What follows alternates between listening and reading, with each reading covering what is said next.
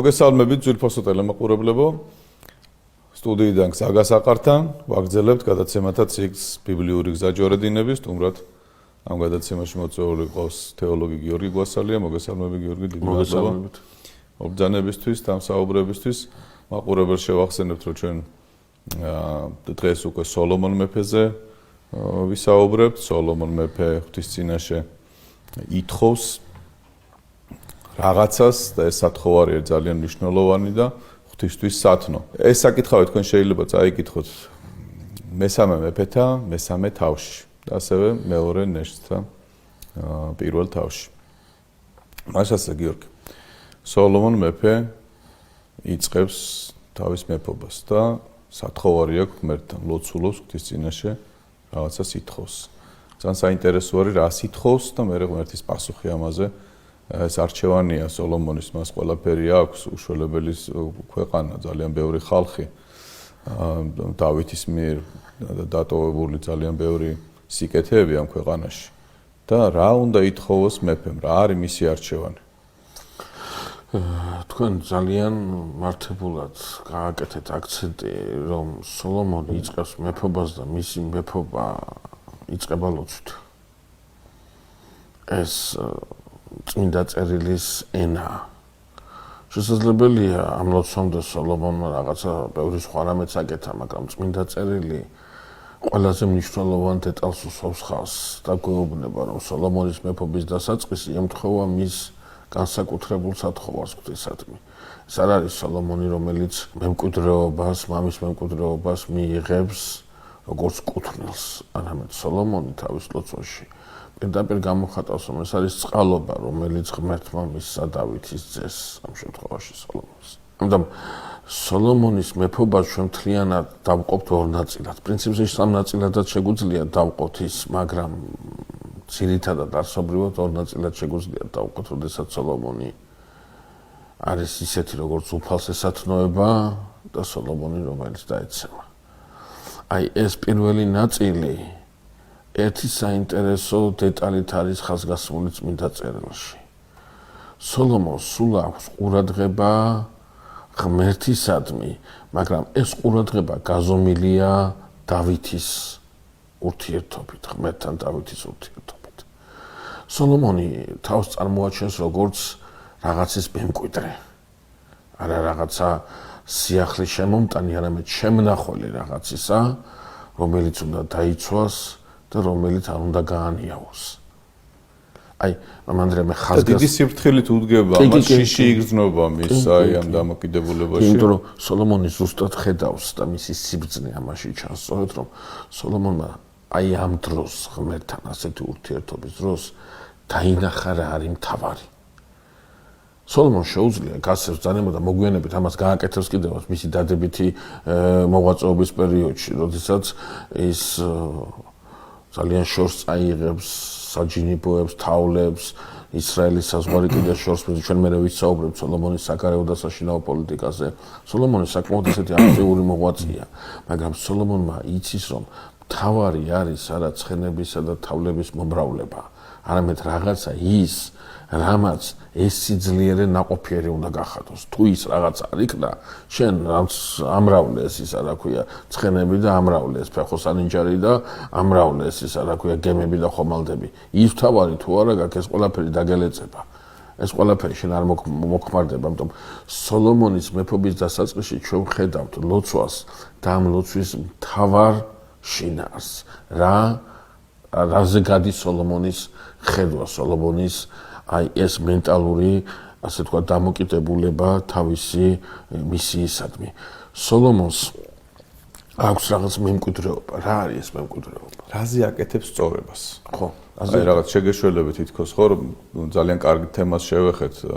სოლომონი რაზე აკეთებს სწორებას? რა არის ის კონტურები, რომელზეც მან უნდა ააგოს თავისი შემდგომი ცხოვრება? აი პლასტი, რომელზეც მან უნდა იმოქმედოს, რაც უნდა იყოს მისი ორიენტირი.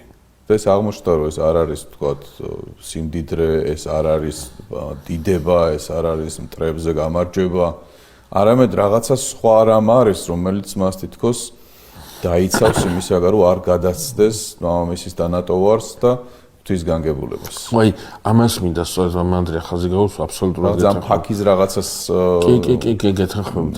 აი, ამიტომ, როდესაც სანამ აი სოლომონის ლოცვის ამ შინაარსამდე მივალთ, აი ამას მინდა სწორედ ხაზი გაუსვა, რომ სოლომონი ხედავს, რომ რაღაცა მემკვიდრეობად მიიღო ისეთი, რომელსაც უნდა ძალიან დიდი მოფრთხილება და ძალიან დიდი პასუხისგებლობა ამის მემკვიდრეობით. ანუ სოლომონი ტახტზე ადის არა როგორც უფლებათა მფლობელი, არამედ სოლომონი ტახტზე ადის როგორც მოვალეობათა გამტარებელი. ეს არის ძალიან მნიშვნელოვანი. აი დავითის გზა გრძელდება. ამიტომაც არის მე ასე ილოცებს, ამას ითხოვს, ეს ყველაფერი ამის გაგრძელება. თავარი არის აი ეს დამოკიდებულება, რა დამოკიდებულებასაც სოლომონი ავლენს ლოცვის, აი ამ ლოცვის ამ სათხოვარის კონტექსტში. სოლომონისათვის მნიშვნელოვანია რა იმ მემკვიდრეობა, ძლიერი ისრაელი, კი ძლიერი ისრაელი მემკვიდრეობა, მაგრამ სოლომონი ისრაელის ძლიერებას ხედავს არა თქვათ ჯარის ძლიერებაში და იმ გზების კონტროლში, რომელიც მამამისმა დაუტოვა, არამედ ამ კონტროლის, ამ ძლიერების წყაროში. ეს არის ღმერთი. ამიტომაც თუ უნდა სოლომონს გააგრძელოს დავითის გზა, მაშინ სოლომონმა უნდა გააგრძელოს ღმერთთან დავითის ურთიერთობის გზა. აი ეს არის უმთავრესი გადაწყვეტილება. აი ჩვენ როდესაც საუბრობთ, ეს არ არის მარტო სოლომონი ამ შემთხვევაში როგორც დავითი თავის დავაცხადია, გაკვეთილია რაღაცა პარაგრაფია, რაღაცა სასწავლო წიგნიდან, რომელიც უნდა გადავიკითხოთ ჩვენ ბიბლიას ატოვეთ ცნობით, იმიტომ კი არა ოდესღაც რაღაცა მოხდა და მოდი გავიხსენოთ ეს ამბავი, არა, ბიბლიის ყველაზე დიდი აი ჩემთვის ეს ხაზგასასმელი აი სასწაულებრივი ნიშანია რომ ბიბლია დროის და ეპოქის მაღლა დგას. იქ დაწერილი მხოლოდ ისტორიული ფაქტია ცალსახად, მაგრამ მხოლოდ ისტორიული ფაქტი არ არის. ყოველდღიურობაში მეორდება, ყოველდღიურობაში აუცილებელია და ეს გაკვეთილი არის ძალიან მნიშვნელოვანი რომ სახელმწიფოებრივ სიმტკიცეს, სიმდიდრეს, ძლიერებას უდგას არა რაღაცა პოლიტიკურ, ეკონომიურ, სოციალური პროგრამა, არამედ უდგას მართებული აზროვნება. ამ აზროვნების გარშემო რო შემოკრება ამ პროგრამებს, ეს პროგრამა იწყებს მერე მუშაობას და შედეგის გამოღებას, მაგრამ როდესაც ეს მთავარი გაკმოშლილი, ეს მთავარი არ არსებობს და მხოლოდ რაღაცა პროგრამების რეალიზებით არის შენი ისა რა ქვია, მოღვაწეობა დაკავებული, ეს პროგრამები განაიცვლება, ისევ რეალიზდება, მაგრამ ნაყოფს აღარ იძლევა. უნაყოფო ხდება. შეიძლება არეულობის მომტანი ხდებოდეს, შეიძლება გათიშულობის შემომტანი ხდებოდეს, განა იმიტომ რომ პროგრამაა ცუდი. პროგრამა მშვენიერია, ძალიან კარგია, მაგრამ ვერ მუშაობს, რადგან ის გათვლილია იმ ხალხზე, რომელ ხალხსაც არ აქვს ღირებულებითი სწორება მართებულ ფასეულობათა სისტემაზე. აზროვნებით არიან დაფანტულები და შესაბამისად სოლომონი ხვდება ასეთ რაღაცას ის ლოცვაში ამას გაიმეორებს, სწორედ რომ რაღაცა ძალიან დიდი ერგო მას. რაღაცა ძალიან დიდი შეხვდა მას მემკვიდრეობა და ამ დიდს უნდა შენახვა, ამ დიდს უნდა მოვლა, უნდა პატრონობა. და სოლომონი უყურებს თავის მდგომარეობას და ხედავს რომ მას ამის ძალები არ აქვს. ის ამას ვერ გააკეთებს. განა იმიტომ რომ მამამისმა ინსტიტუციები არ დაუტოვა, ან და მართლა ძალიან დიდი გუნდი დაუტოვა მამამისმა. საოცარ ძალაზე დგას ის ინსტიტუცია, რომელსაც სოლომონი თავის მეფობით წარმოადგენს, მაგრამ აქ სოლომონი ხედავს ყველაზე მნიშვნელოვან რამეს, რომ ამ ძლიერების წყარო დავითიც არ არის. არის დავითის ურთიერთობა ღმერთთან. აი ეს აი ამას უნდა გაუფრთხილდეს სოლომონი. ამაზეა აქცენტი სოლომონს. აი ჩვენც ამაზე უნდა გავაკეთოთ აქცენტი რომ ოდესაც გვინდა რაღაცა ჩვენი ქვეყანა გავაძლიერო, ჩვენი საზოგადოება გავაძლიერო და ეს ყველას უნდა და ყველას ის არის. ამაზე ხო თავხდებით, ყველა აუცილებელია ვნახოთ რა არის ის მთავარი სიძლიერის დრიტა რაღაცა ის ქვაკუთხედი, რომელზეც უნდა დავაშენოთ ეს ყველაფერი, ხო? ამაზე ეს უნდა მოუნახოთ, ეს უნდა ვაღიაროთ, ეს უნდა ერთად ვაღიაროთ, ანუ ეს უნდა იყოს რაღაცა ისეთი, რომელსაც გავიზიარებთ ყველა. რაღაცა ძლიერების ნიშანსვეტი რა არის? ეს არის ის იდენტობა, ის კულტურული, რა ქვია, იდენტობა, რომელმაც მე დღევანდელ დღემდე შემინახა და დღევანდელ დღემდე არ ამთქვიფა, არ გამაქრო, არ გადამაშენა, არამედ ჩემი მეობა დღევანდელ დღემდე შემინარჩუნა. ეს არის რაღაცა ის, რამაც მე სხვებისაგან დამიწვა. არა ოკუპაციისაგან, არ დაუცვარ ოკუპაციისაგან. ჩემი ისტორია მტრებთან ამ ურთიერთობის საშინელი ისტორია. გატიალების და იმის ეპოქები მაქვს გავლილი, მაგრამ ვერ გავქრე, ვერ გადავშენდი. იმიტომ რომ რაღაცას ისეც ვინახავ, რაღაცას ისეც ვებღაუჭები, რომელიც ჩემი დენტობას ბოლომდე ინარჩუნებს და ბოლომდე იცავს. ამას ხედავს. თითქოს დღევანდელობაზე ვლაპარაკობთ ახლა. ამაში, ხო, ამაზე. როდესაც საუბრობთ, რომ ჩვენი წარსული იდენტობა, ტრადიცია, ფასეულობები არის მნიშვნელოვანი იმისათვის, რომ ერმა გააგრძელოს ღირსეული ცხოვრება, სწორედ ეს არის. არა მარტო ღირსეული არსებობა, იდენტობა შეინარჩუნოს და არსებობა გააგრძელოს. ასიმილაცია არ მოხდეს, არ დაკარგოს სახე, არ დაკარგოს ფორმა, ცხოვრების წესმა. ხო, ეს აი დღევანდელობას პასუხობს პირდაპირ. ხო და საქმეც ეს არის, რომ სოლომონი ამას ხედავს, სწორედ რომ დიდი ისრაელი შედეგია არა მეფე დავითის წაუგებელი ომებისა, არამედ იმ ურთიერთობისა, რა ურთიერთობაც მას ჰქონდა ღმერთთან. ღირებულებათა სისტემის დაცვისა, რომელმა ღირებულებამაც ისრაელის იდენტობა განსაზღვრა. მოდი გავიხსენოთ ისრაელის იდენტობა რამ განსაზღვრა. განსაზღვრა იმ ცნებებმა, რომელიც წინასწრასთან მიიღო ხალხმა, ეგვიპტიდან გამოსულმა ხალხმა, აქ გამოძერწა ღმერთმა ამ ხალხისაგან ერი, აქ ჩამოქმნა ეს ერი და მისცა კონსტიტუცია, მისცა კანონმდებლობა და უთხარობა. აი ეს არის რაც შეგინახავ შენ. ეს ურთიერთობა რაც დაგიცავ შენ. ჩვენ არაერთის გვითხოვს, მოდი გავიმეოროთ ესა, რომ ორი ტიპის ცივილიზაცია გვაქვს, მდინარეული და ზღვის ცივილიზაცია გვაქვს, ანუ მოსახლეობა განეფინებოდა ამ მიმართულები და ზოგადად უფრო ზღვის ცივილიზაციას ჰქონდა იმპერიული ზრახვები, მდინარეული ცივილიზაციები უფრო იმ მთებისკენ და წკენადიოდა და უფრო კულტურული იყო, სხვა კულტურას ქმნიდა. ამას არ აქვს მნიშვნელობა, მთავარია რომ ისტორიაში ცივილიზაციათა წარმოქმნის სათავეებთან ამ ორ სივრცეს, ამ ორ გეოგრაფიულ სივრცეს ხედავთ. ისრაელი სასწაულია. ისრაელი არც მდინარესთან გამოიძერწა და არც ზღვასთან გამოძერწილა. ისრაელი უდაბნოში იძერწება. სრულიად წარმოუდგენელ სივრცეში იძერწება. აქ ცივილიზაცია კი არ იქნება, აქ ცივილიზაციები კვდებიან. აი სწორედ ამ სიკვდილის ადგილას ხდება გაცოცხლება რაღაცა ღმერთი ისრაელს უდაბნოში ქმნის. აქ გამოძერწავს და ამ სიცოცხლის ნიშანს მისცემს და ეუბნება რომ ჯული ის კანონები, ის ურთიერთობის გადაგარჩენს. აი ეს არის გამოყოფს, გამოგაცალკევებს და გადაგარჩენს. კი ბატონო, აი ეს გაგიყვანს შენ უდაბნოთან. ეს გაგიყვანს სიკვდილიდან, ეს გაგიყვანს გაქრობიდან. ჩემთან ურთიერთობა. აი ასეთი ურთიერთობა, რომელსაც მე შენ აი აქ გეუბნები. და აი როდესაც სოლომონი ხედავს, რომ ღმერთმა მას უმემკვიდრევა მეფობა ისრაელზე, სოლომონი სწორედ ამაზე აკეთებს აქცენტს. ისრაელის მეფე კი არ არის ის მემკვიდრეა რაღაც მსახურებისა. იმ მსახურებისა, როგორც ლოცვაში ამბობს, რომელი მსახურებაც მამამისმა დავითმა გასწია უფლისწინაში. ახლა სოლომონი მიდის გაბაონის თაზე და იქ ახლა გაბაონთან ხდება. ჩვენ გავიხსენოთ, რომ კარავი და კიდობანი ერთთლიან სალოცველო სისტემას წარმოადგენდა, მაგრამ ელი ღვთისმთავრის დროს კიდობანი ცილდება კარავს, ის ჯერ ფილისტიმელების ხელში, მერე ბრუნდება იუდას იმაში რა ქვია ტომში, ამინადაბის სახში და აქედან შემდგომ დავითი გადაასვენებს მას, გადააბრძანებს იერუსალიმში და თავის კარავს. ის კარავი, რომელი კარავით დატოვა, სადაც ეზოს სამსხვერპლოა, საბანელია, ის კარავი არ დაშლა. ხო, თავდაპირველი კარავი, სადაც არის ის ამავე ადგილას. თავისთავად ესაც სიწმინდეს წარმოადგენს. სიწმინდეს წარმოადგენს. აი ჩვენ გავიხსენოთ მამა ანდრია დავითის დროს ყავს სადოკი და ყავს აბიათარი, ხო?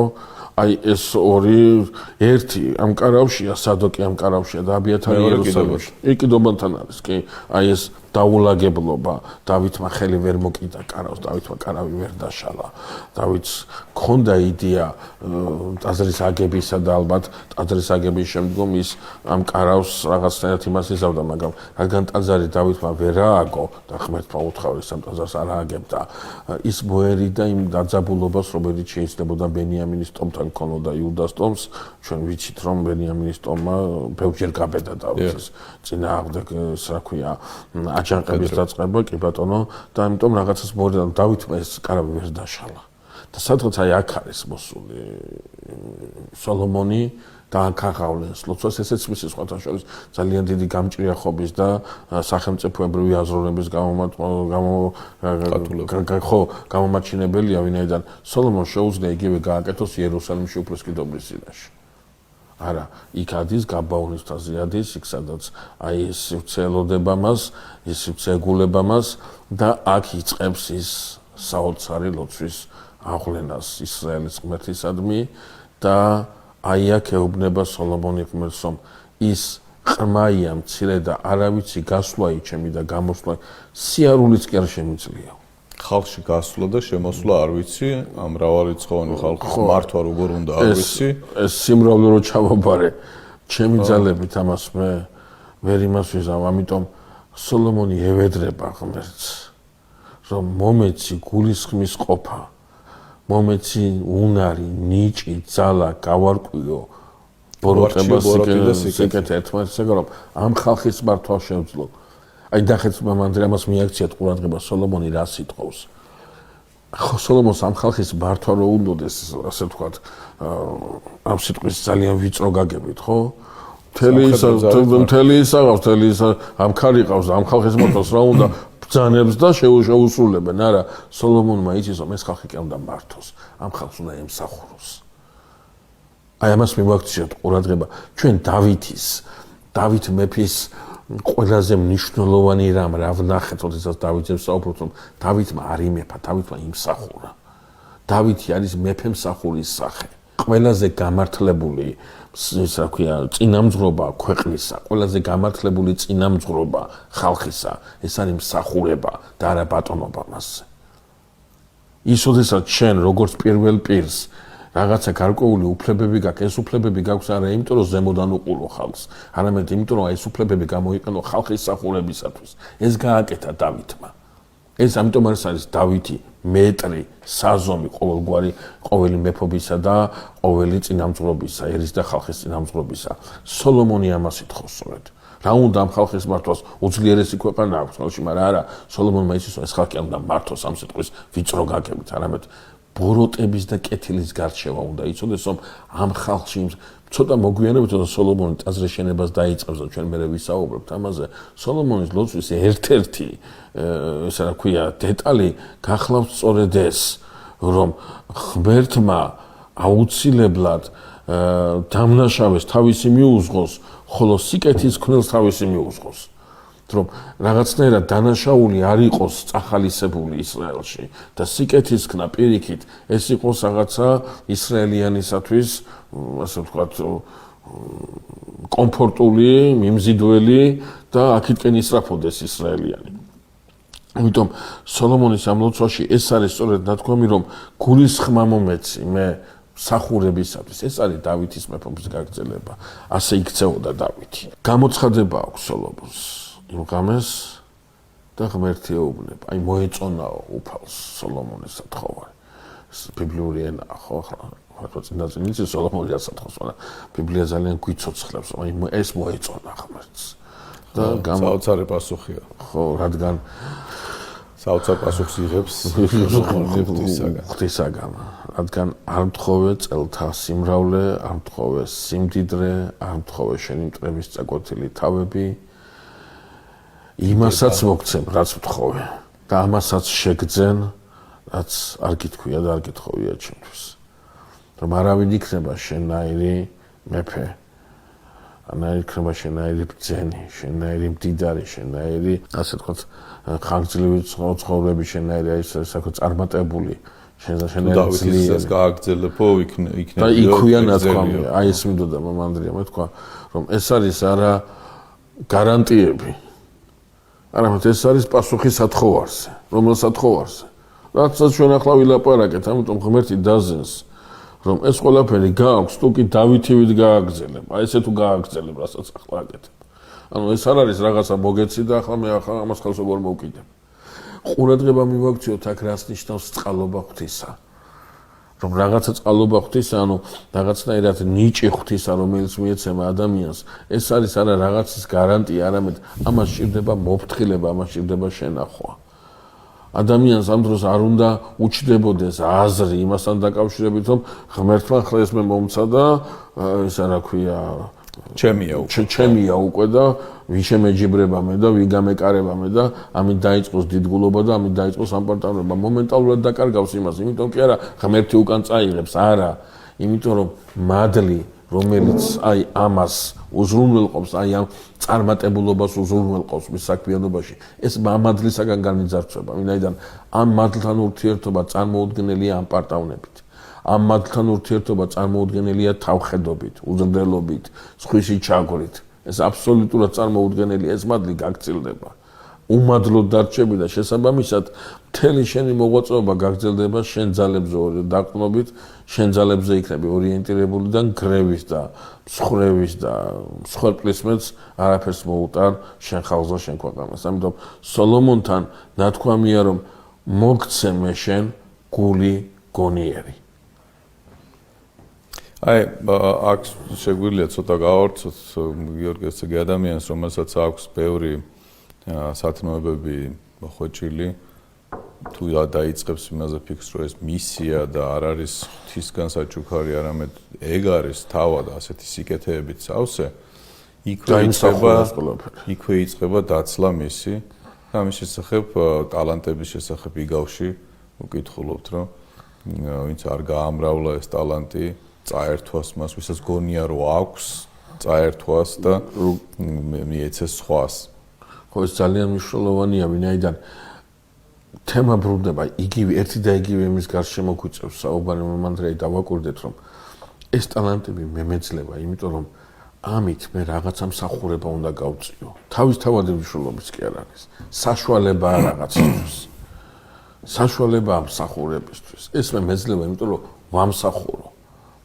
ძალიან მნიშვნელოვანი მომენტია, იმიტომ რომ როდესაც საუბარია აი ამ წყალობაზე, აი ამ ნიჭზე, ეს მე მეძლება არა, იმიტომ რომ სხვაზე ავმაღლდე, არამედ იმიტომ რომ სხვაზე მეტი მსახურება დავიწყო. მაცხოვარი ერთ ასეთ რამეს გვეუბნება ჩვენ, რას აი როდესაც მიმართავს მსმენელებს სამ რამეს ადრის თავის მიმდევრებს, ეს არის ნათელი სოფლისა, ეს არის მარილი ამა ქვეყნისა და ეს არის მთაზე დაშენებული ქალაქი. მთაზე დაშენებული ქალაქი რა არის? მთაზე დაშენებული ქალაქი რას ნიშნავს? აი რომ მიდიხარ მთებში და უცებ მთაზე დაშენებული ქალაქი არ შეიძლება ეს არ დაინახო. ვერ დაფარო, აი ვერ დაიმალება. და ვერ დაიმალება რას ნიშნავს, რომ შენ როდესაც სიმდაბლეში შენ მსახურებას აღასრულებ, გამოჩინება შენი არ არის, თვითონ გამოგაჩენს, თვითონ დაგაშენებს ამ ქალაქზე. როდესაც შენ ამ სიმდაბლეში არა ხარ და თავის გამოჩენას იწყებ და აგერ მე ვარ და აგერ მეგიშველი და აგერ მე გამომყევ, შენ თავს აშენებ თვითონ ამ ქალაქზე. ეს არა აქვს მტკიცე საფუძველი და ინგრევა და იშლება, იმეწყრება ასეთი ქალაქი. ამიტომაც, როდესაც სოლომონი ამ ლოცვას აღავლენს, ხმუფალი ეუბნება სოლომონს და მოგცე შენ, გარდა იმისა, რაც არ გითხოვი ამას, მაგრამ მოგცე შენ გული გონიერი. აი ეს არის ძალიან საინტერესო დეტალი წარმოდგენილი წმინდა წერილში, რომ სოლომონს მიეცა გონიერი გული, გული რომელიც ასროვნებს. მოდით ახლა აი ყურადღება მივაქციოთ ამ დეტალს, ხო, გული გონიერი, რა შეიძლება იყოს გული გონიერი, ხო? რატომღაც მაცხოვარი, როდესაც თავის ნეტარებებს გადმოგცემს, გვეუბნება, რომ წმინდანი იქნებიან, ნეტარი იყვნენ წმინდანი რითი. ნეტარი იყვნენ წმინდანი გულით. არა წმინდანი გონებით, არამედ წმინდანი გულით. გულის სიწმინდეზე აკეთებს მაცხოვარი აქცენტს. რატომ? იმიტომ რომ როდესაც ჩვენ საუბრობთ ადამიანზე, რომელიც არის ტაძარი ღვთისას, ტაძარი სულისაწმინდისა, ადამიანის მთავარი მიზანი არის მიაღწიოს დაუსრულებელ სიხარულს, დაუსრულებელ ბედნიერებას, ანუ განიღვთოს, მიევიდეს განხრთობაში. და განხრთობა სხვა არაფერია ქრისტიანული ღვთისმეტყველების თანახმად, თუ არა ადამიანში საღვთო ენერგიების ძალობად აკუმულირება, ანუ ღმერთი იწყებს ცხოვრებას ადამიანში, იწყებს რითი, არა თავისი ბუნებით, რომელიც მიუწვდომელია, არამედ თავისი ენერგიებით, თავისი მოქმედებით, თავისი მადლით. ეს მადლი ხდება, ადამიანი ხდება მადლის სამკვდრებელი, ხდება ტაძარი სულისაცმიდისა. და საუბარია იმასთან დაკავშირებით, რომ ადამიანის გული ეს არის ის, რაც განაპირობებს აზროვნების ფორმას. წმინდა გული მაშინ ხედვა გონების არის სუფთა და გულია შემოსული, გულია შემღალული, გულია ცოდვით დაბინძურებული, მაშინ მისი აზროვნებაც, მისი ხედვაც, მისი გონებრივი რა ქვია ორიენტირებიც აი ამ სიბინძურეებისაკენ არის მიმართული. არის ხოლმე ნათქვამი, რაც შენ შიგნით იმას ხედავს ხვაშიო. ჩვენ ახლა ვეხებით თემას, როდესაც ადამიანი თავად არის საღვთო თვისებების მაძიებელი და გარკვეულწილად მატარებელი, ეს ხდება საშუალება ღვთისათვის ურთიერთობისთვის, ამ ადამიანთან ურთიერთობისთვის. როგორც კი ამას კარგავს ამ პარტავნებაში ვარდება თუ სხვა რაიმე ცოდვაში, თითქოს ეს კავშირიც წყდება. და მახსენდება იგავი კი არა, სახარებიდან სისხლდინარე ქალი, როდესაც შეეხება მაცხოვარს, ამბობს ვიღაც შემეხო. ეს ცალკე თემა არის, რომ მაცხოვარმა წინასწარ იცის ვინ შეეხო და რა მოხდა იქა, მაგრამ აქ დიალოგი არის ძალიან საინტერესო. მოციქულები ეუბნებიან, რომ ამდენი ხალხია შენ სირული და შენ ამბობ, რომ ვიღაც შემეხო და არა ერთი შემეხო. ხალი, რომელიც წმენით შეეხო სხვებისგან ესე ფიქრობდიო, რომ როგორ შეგეხებოდიო, განვიკურნებოდიო. ხო და ეს რწმენა თამდაბლობა არის სწორედ ის საშუალება, რომელთაც ღმერთს შეუძლია ადამიანთან კავშირი ჰქონდეს. ხო, ძალიან მნიშვნელოვანი ის დეტალია, მამანდრე, აბსოლუტურად გეთანხმებით, რომ ღმერთთან ყველას აქვს ურთიერთობა, მაგრამ ერთი ურთიერთობა, რომელსაც შედეგი და ნაყოფი მოაქვს. ყველა ურთიერთობას არ მოაქვს ნაყოფი, ერთ ურთიერთობას მოაქვს. აი გავიხსენოთ აბელის და კაინის ხობშეწირვა. ხო შეეძლო ღმერთს ორივე მიიღო, მაგრამ მიიღო მხოლოდ ერთი. იმიტომ კი არა ამ ერთით რაღაცა შეემატა, ან მეორეთი რამე დააკლდა, არა. ამით ღმერთმა გითხრა, რომ ჩემთან მხოლოდ ერთი ურთიერთობაა შესაძლებელი. ყველა ურთიერთობით ჩემთან ვერ მოხვალ. ხო. ეს ძალიან მნიშვნელოვანი დეტალია. ამიტომ ეს გულის გაგონიერება თავისთავში გულისხმობს, რომ ამ გულის გაწმენდა ხდება და გაწმენდა ხდება საღვთო ენერგიებით. გაწმენდა ხდება თავის ზოზე ჩვენ ვამბობდით, რომ გულს აქვს ერთგვარი მეხსიერება და როდესაც გული ხდება გულმავიწყი რისი გულმავიწყი იმ ენერგიებისა, რომელი ენერგიებითაც მასში სიწმინდე შემოდიოდა და სიწმინდე სუფევდა.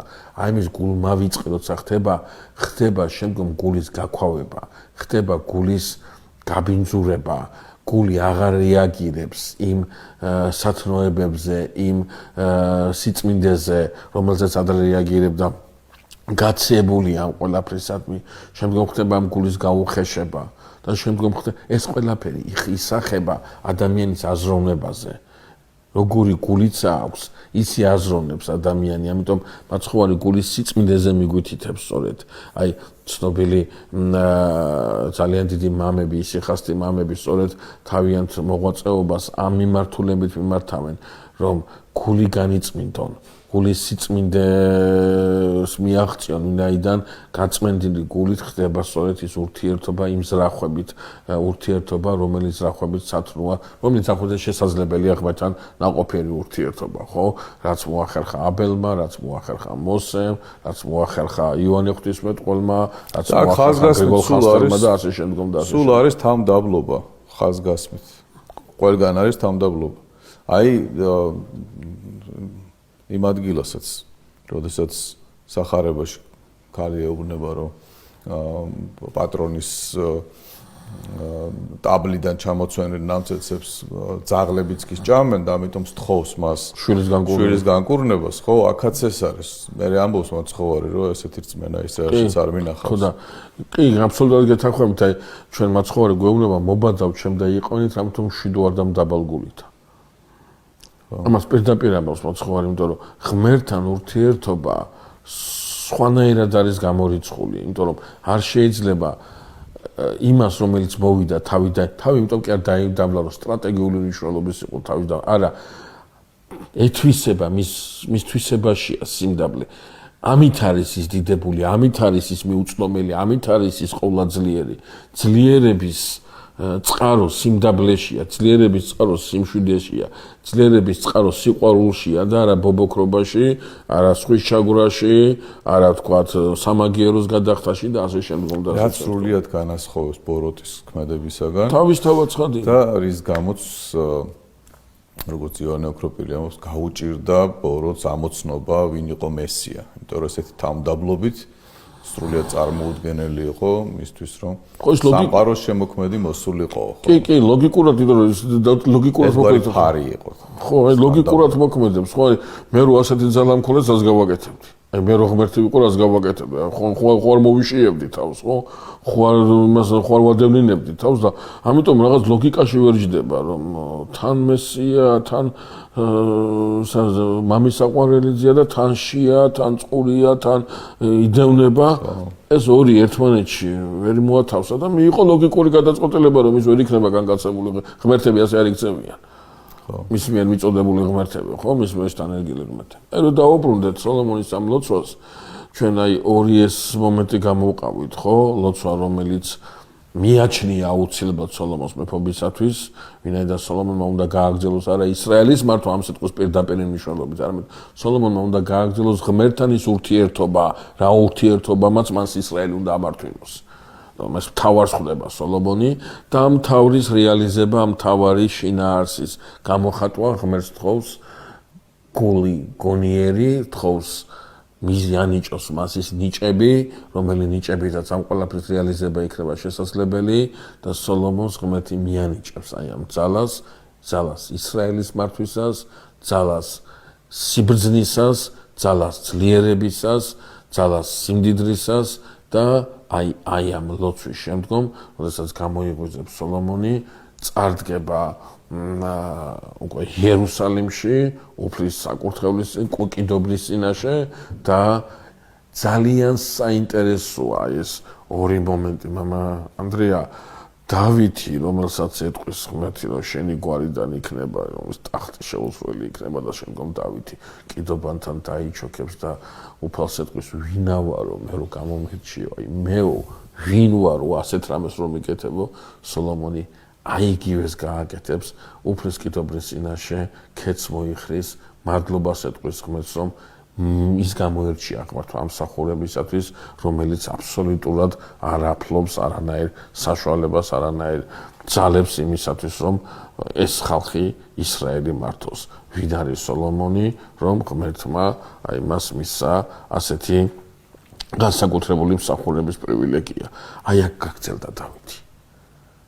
აი ეს არის ყველაზე მნიშვნელოვანი, რომ დავითის მეფობა ეს არის მსახურება, რომელმაც სოლომონმა იმემკვიდრევა. აი ჩვენ სოლომონის მეფობის დასაწყისში ვხედავთ მსახურ მეფეს. ამიტომ ძალიან საინტერესოა ამბავი, რომელიც შეიძლება ერთი კი არა 1000 იყო, ვინაიდან სოლომონის სიბრძნის შესახებ ამბავი გავრცელდება და ყველა მოდის, რომ აი სოლომონის სიბრძნეს მოусმინოს, ხო? მაგრამ ერთ ამბავს გვიყვება წმინდა. ყველაზე ცნობილი ესე თქოს სოლომონის. ხო, ერთ ამბავს გვიყვება, როდესაც ორი ხდება თითქოს, ხო? ხობაში ისეა, რომ იქვე სინამდვილეში ეს იქვე ვერ მოხდება, მაგრამ მალევე ხდება. ხო, მაგრამ წმინდა წერი აი ეს არის, აბსოლუტურად გეთახმებით.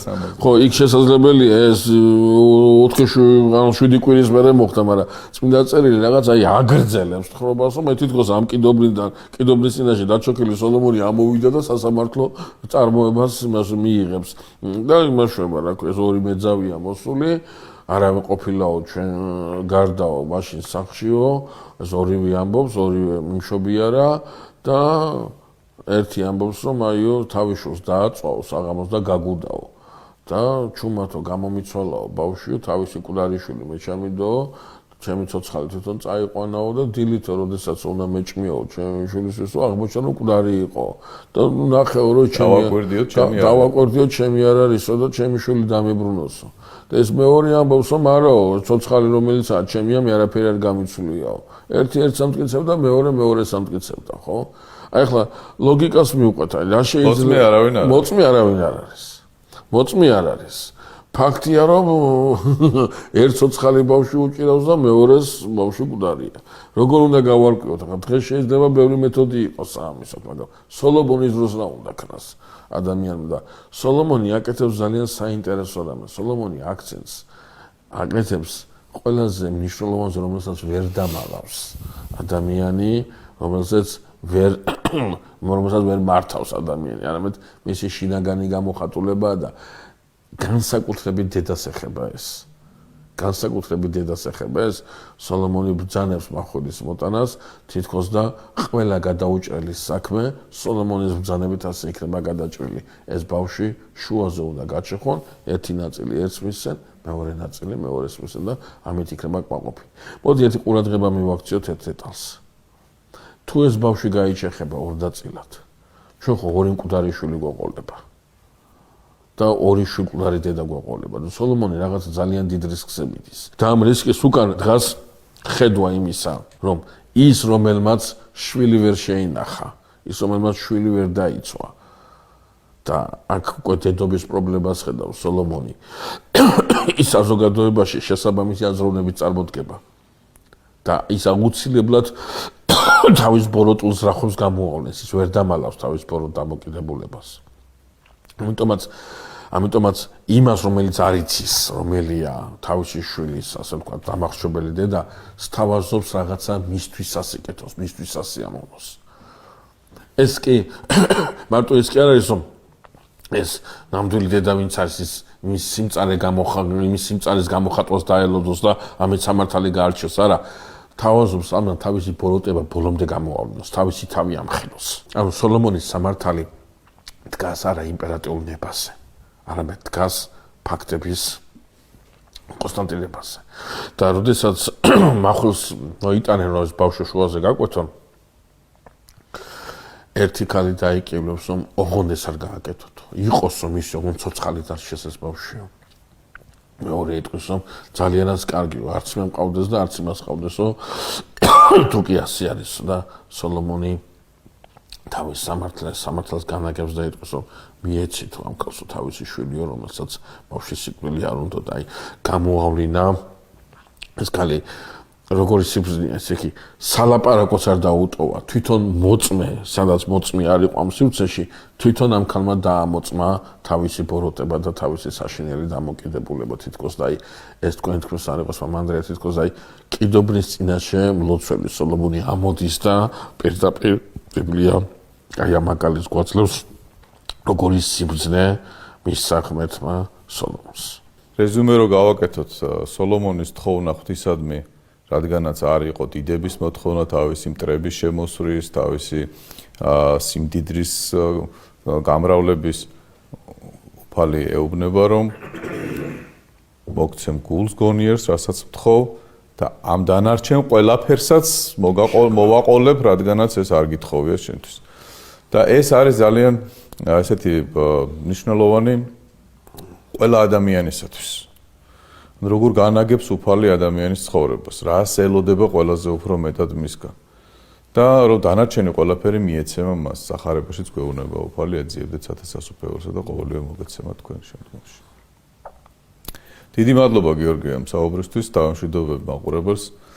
მომავალ შეხვედრამდე კარგად ბრძანდებოდეთ, ჩვენ გავაგრძელებთ საუბარს შემდეგ გადაცემაში სოლომონის მიერ ტაძრის აგების შესახებ.